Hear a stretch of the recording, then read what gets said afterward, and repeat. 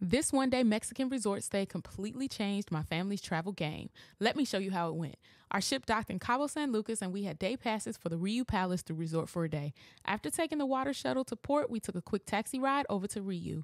Check-in was quick. We showed our IDs, signed some paperwork, got some wristbands and towel cards, and we were off to explore. We started with the beach because, look at it. You know you would have started with the beach too. We grabbed some cocktails, which are all included. Mocktails were included as well, and you know Ray was loving that. From there, we decided to explore the pools, which were huge. They even had some pool sports games going on in the pool. Then it was time to get some lunch, and when I tell you there was so much food, steak, lamb, shrimp, ceviche, fruit, desserts, soft drinks, even someone making fresh quesadillas, y'all. Everything was so delicious. After lunch, we decided to check out what activities were available. We found the gym, which was loaded with cardio equipment, and then we saw that there were tons of water sports available as well, like wave runners, snorkeling, and a sunset catamaran ride.